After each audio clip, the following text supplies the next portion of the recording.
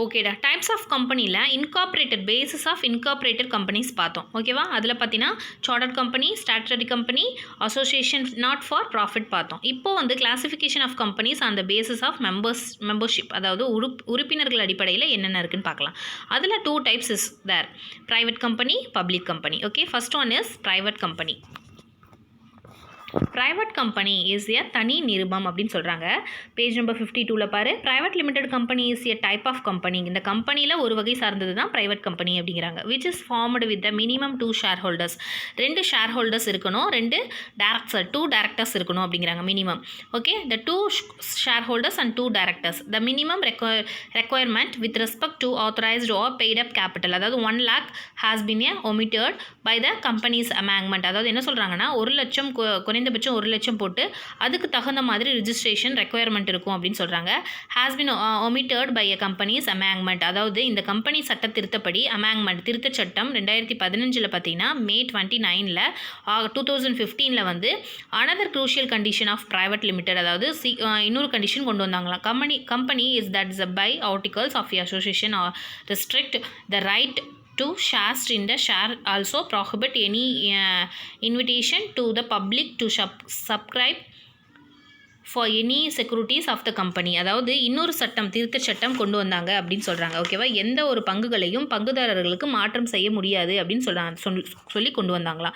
அதே மாதிரி maximum 200% can be become a share holders in private company. இப்போ private கம்பெனியில் பார்த்தீங்கன்னா மேக்ஸிமம் 200 மெம்பர்ஸ் வந்து இப்போ இருக்கலாம் அப்படின்னு சொல்கிறாங்களாம். சரியாக கொண்டு வந்திருக்காங்க இந்த திருத்தம்.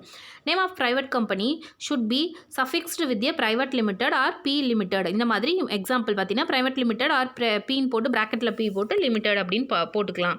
X scientific publishing service private limited அப்படின்னு சொல்கிறாங்க. ஓகேவா? ப்ரைவேட் லிமிடெட் அப்படின்னு நம்ம மென்ஷன் பண்ணி போட்டுக்கணும் அப்படிங்கிறாங்க. Chennai private limited company can be formed in the 3 variations, அதாவது 3 வகையாக ப்ரைவேட் கம்பெனி ஸ்டார்ட் பண்ணலாம். அதாவது பார்த்தீங்கன்னா as a private limited company, as a small private limited company, as a 1 person company அப்படின்னு சொல்லி ஓபிசி. இந்த மாதிரி 3 டைப்ஸ் வந்து என்ன பண்ணலான்னா கம்பெனிஸை கொண்டு வரலாங்க. அதாவது தனி நிறுவனம், சிறிய தனி நிறுவனம், வரையறுக்கப்பட்டது, ஒரு தனிநபர் நிறுவனம் அப்படின்னு கொண்டு வரலாம். 3 டைப்ஸ் வந்து நம்ம தனிநபர், அதாவது ப்ரைவேட் கம்பெனியை செயல்படுத்தலாம் அப்படின்னு சொல்கிறாங்க. Second one public company. Public means பொது நிறுவனம் அப்படின்னு சொல்கிறாங்க. Public company means A company which is not a private company. A public company may be set to be an association which, அதாவது பொது நிறுவனம் அப்படின்னா என்னென்னா ஒரு தனி நிறுவனம் அல்லாதது அப்படிங்கிறாங்க. சரியா? பொது நிறுவனங்கிறது இப்போ வரக்கூடிய following given the following sentence, அதாவது 7 சென்டென்ஸ், அதாவது இங்கே பின்னாடி கொடுத்துருக்க சென்டென்ஸில் தெரிஞ்சுக்கலாம். கன்சிஸ்ட் ஆஃப் அட்லீஸ்ட் 7 மெம்பர்ஸ், அதாவது குறைந்தபட்சம் 7 உறுப்பினர்கள் இருக்கணும் அப்படிங்கிறாங்க. Has a minimum paid up capital of 5 lakhs or such a higher paid up capital as may be prescribed. That means குறைந்தபட்சம் செலுத்தப்பட்ட மூலதனம் 5 லட்சம் ஆகும் அப்படிங்கிறாங்க. அதே மாதிரி அதிகபட்சம் செலுத்தப்பட்ட மூலதனம் அது குறிப்பிடவில்லை அப்படின்னு சொல்கிறாங்க. சரியா? It is subsidiary of a company which is not a private company. அதாவது பங்குகளை பற்றினா துணை நிறுவனம் என்பது தனி நிறுவனமாக இருக்காது அப்படின்னு சொல்கிறாங்க. அதாவது சப்சிடரி கம்பெனி வந்து என்னவா இருக்காதுன்னு பார்த்தீங்கன்னா தனி நிறுவனமாக இருக்காது. அதாவது பப்ளிக்கோடையே வந்து இணைஞ்சு வேலை செய்கிற கம்பெனி தான் சப்சிடரினா துணை கம்பெனி அப்படின்னு அர்த்தம். ஒரு கம்பெனியோட இன்னொன்று பிரான்ச் மாதிரி. ஓகேவா? சப்சிடரி கம்பெனி எப்படியும் ப்ரைவேட் ஆகாது. ஏன்னா சப்சிடரி கம்பெனி தான், அதாவது பப்ளிக் கம்பெனி தான் ஆகும் அப்படின்னு சொல்கிறாங்க. ஓகே, நெக்ஸ்ட் பார்த்தீங்கன்னா does not restrict the right to transfer it shares அப்படிங்கிறாங்க. பங்குகளை மாற்றம் செய்வது பார்த்தீங்கன்னா தடை செய்வதில்லை. இதில் வந்து ஷேர்ஸை வந்து நம்ம என்ன பண்ணிக்கலாம், ஷேர்ஸை வந்து ட்ரான்ஸ்ஃபர் பண்ணிக்கலாம், இதுக்கு தடை எதுவும் கிடையாது அப்படிங்கிறாங்க. Does not restrict the right to transfer it shares, அதான் கொடுத்துருக்காங்க. சரியா? அடுத்தது பார்த்தீங்கன்னா does not prohibited any invitation to subscribe for any shares or a debentures of the company. That means நிறுவனங்களில் பங்குதாரருக்கோ அல்லது கடனீட்டு பத்திரத்துக்கோ வெளியிட தடை இல்லை அப்படிங்கிறாங்க. அதாவது யாருக்காவது அமௌண்ட் கொடுக்குற மாதிரி இருந்தாலோ அல்லது அவங்க வாங்குற மாதிரி இருந்தாலோ கடனீட்டு பத்திரங்கள் அப்படின்னா என்னதுன்னா டிபெஞ்சர்ஸ். அதாவது ஒருத்தருக்கு கடன் கொடுக்குறோம் அப்படின்னா அவங்க இப்போ நம்ம அந்த ஒரு பத்திரம் வச்சு நம்ம கடன் வாங்குற மாதிரி, ஓகேவா, அந்த மாதிரி டிபெஞ்சர்ஸ் வெளியிடவோ ஒரு தடை எதுவுமே கிடையாதுங்கிறாங்க. Does not prohibit any invitation or acceptance of deposits. The name of a public company should be suffixed with the LTD. Example, National Aluminium Company Limited. அதாவது என்ன சொல்கிறாங்கன்னா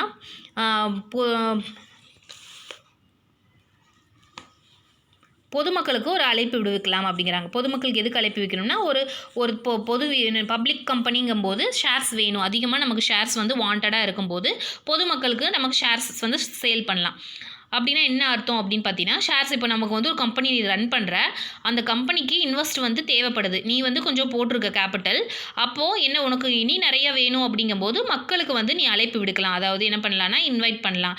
நான் வந்து ஷேர்ஸை சேல் பண்ணுறோம்.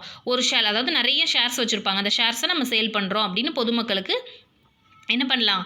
அதாவது அழைப்பு விடுவிக்கலாம். அதாவது என்ன பண்ணலாம்? இன்வைட் பண்ணலாம். அப்போ மக்கள் வந்து என்ன பண்ணுவாங்க? இந்த கம்பெனியில் வந்து ஒரு ஷேர் வந்து ஒரு ரூ. 1000ன்னு வச்சுக்கோ.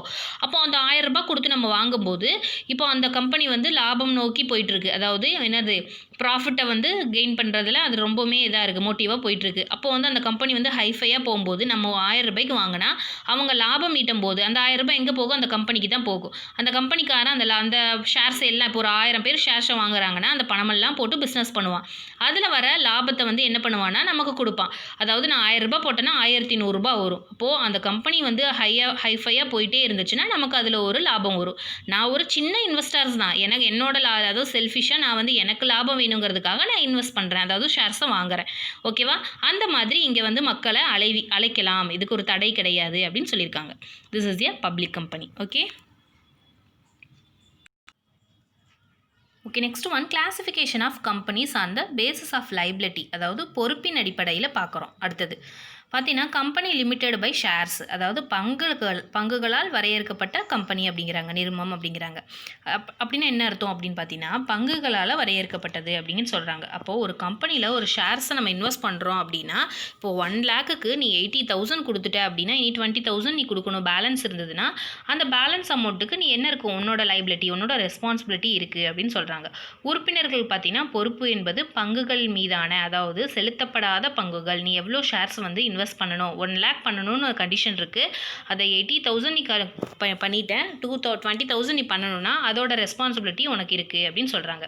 சரியா? அப்போ வந்து அது என்ன பண்ணணும் அப்படின்னு பார்த்தீங்கன்னா, அந்த கம்பெனி வந்து டிசொல்யூஷன் பண்ணும்போது அந்த அமௌண்ட்டை வந்து நீ கொடுக்கணும். அதுக்கு வந்து ரெஸ்பான்சிபிலிட்டி இருக்குது. அப்போது பொறுப்புகளால் என்ன ஆகும்? பங்குகள், அதாவது ஷேர்ஸ் வந்து கம்பெனி வந்து லிமிட்டட் பை ஷேர்ஸ் என்ன சொல்கிறாங்கன்னா பங்குகளால் வரையறுக்கப்பட்ட நிறுவனம் அப்படின்னு சொல்கிறாங்க. அது அப்படின்னு என்ன அர்த்தம்னா, கொடுக்கப்படாத, அதாவது நீ செலுத்தப்படாத பங்குகள் மீது உறுப்பினர்களுக்கு என்ன இருக்குது? பொறுப்பு இருக்குது அப்படின்னு அர்த்தம். அப்போ நீ கலைக்கப்படும் போதும் அல்லது வேறு ஏதாவது பிரச்சனை வரும்போதும் நீ அந்த பொறுப்பு நீ தான் பொறுப்பேற்றுக்கணும். அந்த 20,000 நீ தான் கொடுக்கணும் அப்படின்னு சொல்கிறாங்க.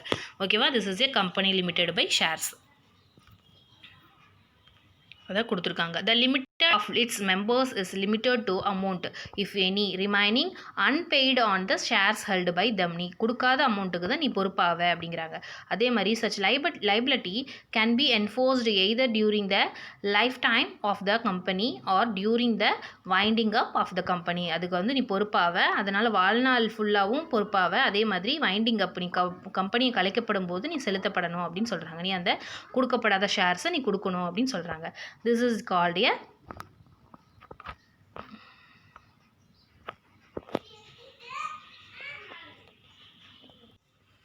company limited by shares. Okay, next one,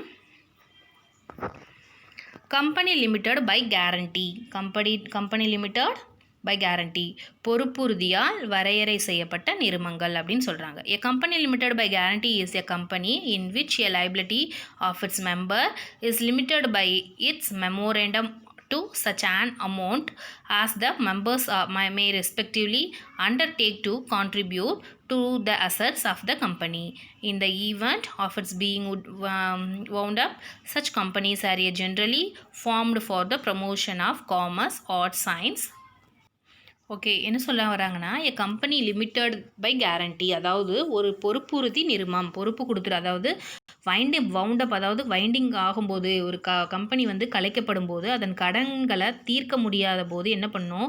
சொத்துக்களும் இல்லாத போது தானே முன் வந்து என்னது தருவதாக சொல்கிறது தான் இந்த கம்பெனியோட ஒரு ஸ்பெஷாலிட்டி அப்படின்னு சொல்கிறாங்க. நான் வந்து கடன் தீர்க்கறதுக்கு நான் வந்து முன் வந்து கொடுக்குறேன் அப்படின்னு சொல்லி உறுதி கையெழுத்தில் எல்லா பார்ட்னர்ஸுமே கையெழுத்து போட்டிருப்பாங்க.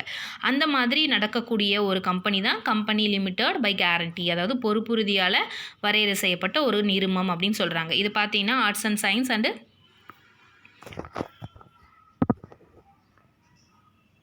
religion, charity or any other usual object and the company is limited by guarantee, may be either private company or public company. அதாவது என்ன சொல்கிறாங்கன்னா வணிகம், கலை, அறிவியல், மதம், அறக்கொடை இதெல்லாமே நன்மை பயன் தரக்கூடிய ஒரு கம்பெனி தான் இது ப்ரைவேட் கம்பெனியாக கூட இருக்கலாம் அல்லது பொது கம்பெனி பப்ளிக் கம்பெனியாக கூட இருக்கலாம் அப்படின்னு சொல்கிறாங்க. அடுத்தது அன்லிமிட்டெட் கம்பெனி, அதாவது வரையறா பொறுப்புடைய நிறுவனங்கள் அப்படின்னு சொல்கிறாங்க. An unlimited company is a company in which a liability of its members is not limited by memorandum. In other words, the liability of members unlimited. That is,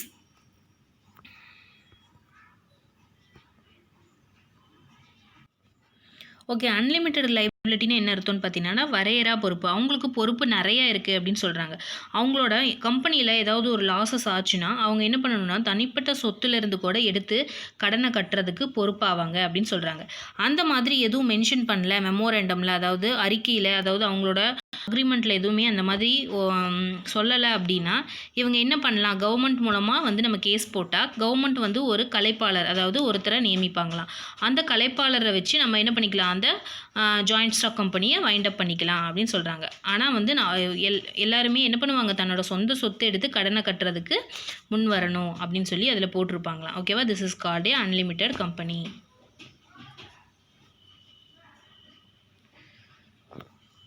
Next one, classification of companies on the basis of control. கட்டுப்பாட்டின் அடிப்படையில் இருக்குங்கிறாங்க. ஓகேவா, first one is government companies. Okay, government, a public enterprises incorporated under the Indian Companies Act 1956 is called a government company. These companies are owned and managed by the central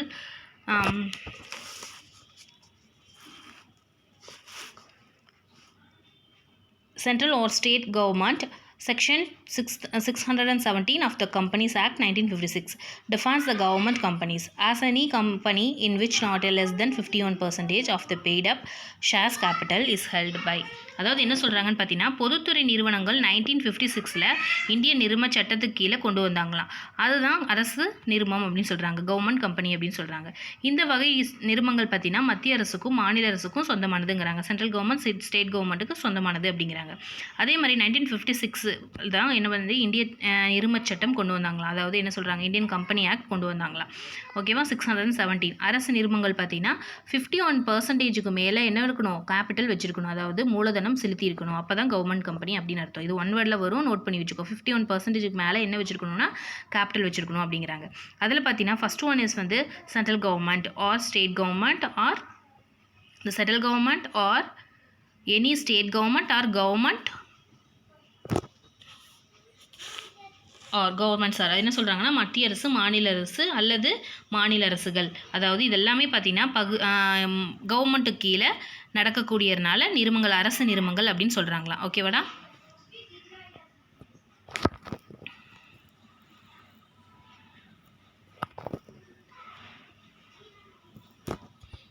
Next பார்த்தீங்கன்னா a subsidiary of companies they shall also treated as a government company. These companies are registered as a private limited companies though their management and their control vest with the government. This is a type of organization where both are government and private individual are shareholders.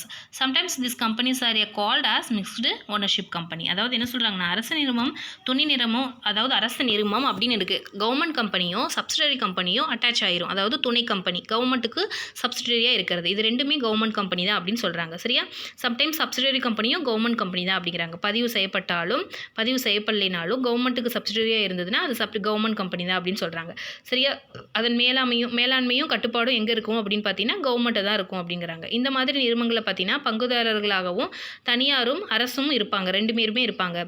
சில நேரங்களில் பார்த்தீங்கன்னா கலைப்புரிமை அப்படி, அதாவது winding அப் யார்கிட்ட இருக்கும் அப்படின்னு பார்த்தீங்கன்னா SAIL, IOC, ONGS அந்த மாதிரி அமைப்புகளில் இருக்கும் அப்படின்னு சொல்கிறாங்க. அதாவது பார்த்தீங்கன்னா மிக்ஸ்டு ஓனர்ஷிப் கம்பெனி அப்படின்னு சொல்கிறாங்க. அதாவது என்ன சொல்கிறாங்கன்னா ஒன்றுக்கு மேற்பட்ட நபர்களால் கலந்து நடத்தக்கூடிய ஒரு நிறுவனம் அப்படின்னு கூட சொல்கிறாங்களாம். ஓகேவா.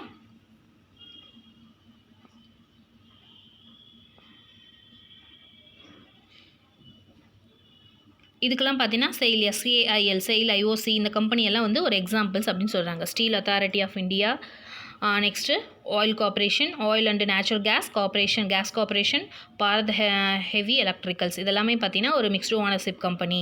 இது வந்து என்னது கவர்மெண்ட் கம்பெனிஸ் அப்படின்னு சொல்கிறாங்க. ஓகேவாடா. செகண்ட் வந்து ஹோல்டிங் கம்பெனிஸ். ஓகேவா, பிடிப்பு நிறுமங்கள் அப்படின்னு சொல்கிறாங்க. Holding companies. As per section 287, subsidiary company or subsidiary in relation to any other company, that is to say the holding company means a company in which the holding company, அதாவது பெரும்பான்மை பிரிவு 287 படி நிறுமச் சட்டம், அதாவது என்ன சொல்ல வராங்கன்னு பார்த்தீங்கன்னா, நிறுமம் என்பது மற்றொரு நிறுமத்தின், அதாவது ஒரு கம்பெனிங்கிறது இன்னொரு கம்பெனியில் பெரும்பான்மை இயக்குநர்களை நியமிக்கவும் அல்லது நீக்கும் அதிகாரமும் பெற்றிருக்கும் அப்படின்னு சொல்கிறாங்க. அதாவது அப்படின்னா என்ன அர்த்தம் அப்படின்னு பார்த்தீங்கன்னா, ஒரு கம்பெனியில் ஒரு கம்பெனி என்ன சொல்ல வராங்கன்னா 50% மேலே வச்சுருந்தா கவர்மெண்ட் கம்பெனி, 51% வந்து மினிமம் வச்சுருந்தா தான் அது கவர்மெண்ட் கம்பெனின்னு பார்த்தோம். ஆனால் இது 50% மேலேயும் ஷேர்ஸ் வச்சுருந்தா என்ன ஹோல்டிங் கம்பெனி அப்படின்னு சொல்கிறாங்க. அதாவது பிடிப்பு நிறுவனம் சொல்கிறாங்க. இது பார்த்தீங்கன்னா இது வந்து நிறுவனம் வந்து பிடிப்பு நிறுவனம் அப்படின்னு சொல்கிறாங்க. அதாவது ஹோல்டிங் கம்பெனி அப்படிங்கிறாங்க. அது வந்து கட்டுப்படுத்தும் நிறுவனம் அப்படின்னு சொல்கிறாங்க. கண்ட்ரோல் கொடுத்துருக்காங்க. Control consumption composition of the board of directors, இது வந்து போர்ட் ஆஃப் இயக்குநர்களால் கட்டுப்படுத்தும் ஒரு நிறுவனம் அப்படிங்கிறாங்க. Exercise or controls more then 1/2 to the total shares either at own or together which one or more if the subsidiary companies. அதாவது என்ன சொல்ல வராங்கன்னா, பிடிப்பு நிறுவனம், அதுவும் இல்லாமல் ஒரு பிடிப்பு நிறுவனங்கிறது நிறைய, அதாவது ஹோல்டிங் கம்பெனி நிறைய துணை கம்பெனிகளை வச்சுக்கலாம், நிர்வகிக்கிறதுக்கு ரைட்ஸ் இருக்குது அப்படின்னு சொல்கிறாங்க. சரியா, this is a holding company. Holding கம்பெனினா 50%க்கு மேலே ஷேர்ஸ் வச்சுருக்கிறது தான் ஹோல்டிங் கம்பெனி அப்படின்னு சொல்கிறாங்க. இவங்க எத்தனை சப்சிடரி கம்பெனி வேணாலும் துணை நிறுவனங்கள் வச்சுக்கலாம் அப்படின்னு சொல்கிறாங்க. ஓகே,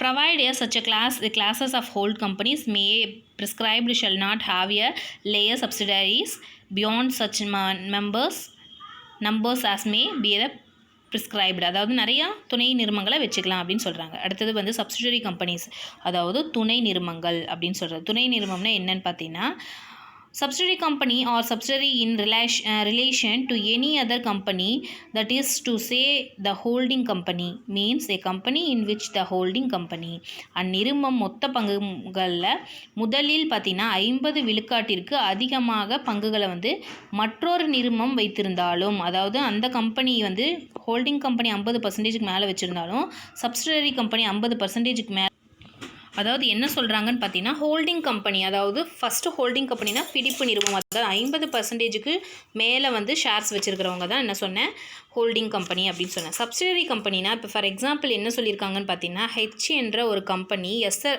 எஸ் என்ற கம்பெனி, ஃபஸ்ட்டு வந்து ஹெச் கம்பெனி, அடுத்தது செகண்ட் ஒன் எஸ் கம்பெனி. ஓகேவா, ஹெச் கம்பெனி வந்து எஸ் கம்பெனியோட ஷேர்ஸை வந்து வாங்கியிருக்குது நிறைய, அந்த கம்பெனியோட ஷேர்ஸை வந்து இந்த கம்பெனியில் இன்வெஸ்ட் பண்ணியிருந்தா, அப்போது ஹெச் வந்து என்ன அப்படின்னு பார்த்தீங்கன்னா, ஹெச் என்ற நிறுவனம் ஹோல்டிங் கம்பெனி அப்படின்னு சொல்கிறாங்க.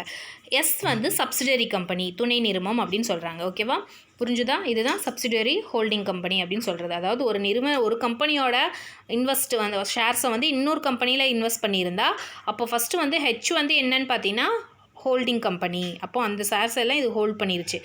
இப்போது எஸ் வந்து என்னன்னு பார்த்தீங்கன்னா சப்சிடரி கம்பெனி, துணை நிறுவனமாக மாறிடுச்சு அப்படின்னு அர்த்தம். ஓகேடா, this is called A subsidiary company, holding company.